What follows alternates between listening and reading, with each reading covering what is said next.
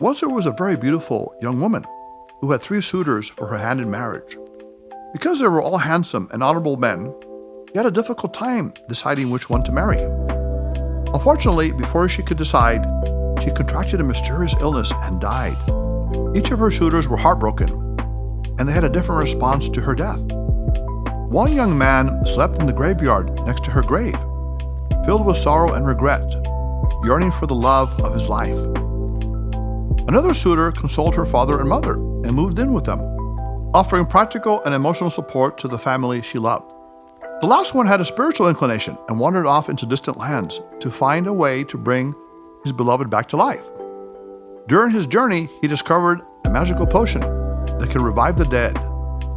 Hurrying to the side of his deceased love, he sprinkled her grave with the potion, and she was suddenly brought back to life.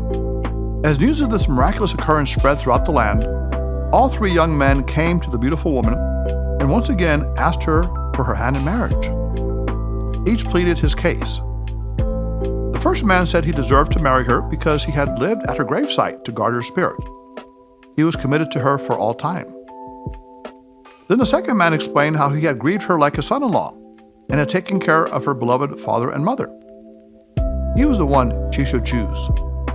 Finally, the last man made his case by explaining how he had traveled the world to find a way to save her, to bring her back to life. Now she was alive because of his love and dedication to her. When the beautiful young woman thought about what the men had done for her, she carefully evaluated their qualities. She saw how the first man had pure devotion for her. The second had provided family loyalty and support, and the third had taken decisive action to save her. All of them had admirable qualities and loved her in their own way. Yet she couldn't decide on any one of them to be her husband. As a result, she didn't marry any of them.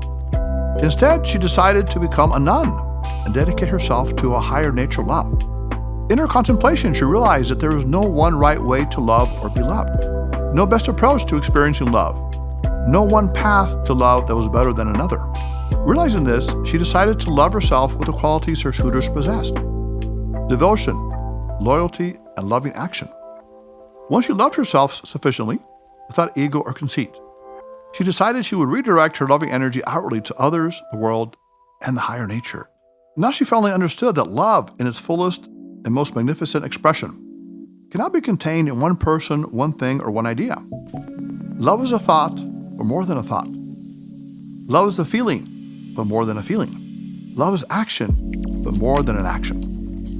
Love is the Alpha and the Omega, the beginning and the end, the source of all joy, all soul, all creation, and all happiness. Once she realized this, the young woman was at peace. She knew she could love like she had never loved before. She could leave a legacy of goodness and compassion that will last forever. Love University students, like the young woman in the story, you can adapt the loving qualities of true lovers: devotion, loyalty, and loving action, to deeply love yourself, others, and the higher nature, God, spirit, or nature.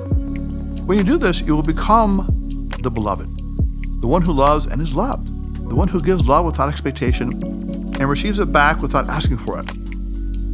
Finally, you will come to an amazing realization. You never had to seek love in the first place because you are love. You always were. You already have love inside you by virtue of being a child of the higher nature.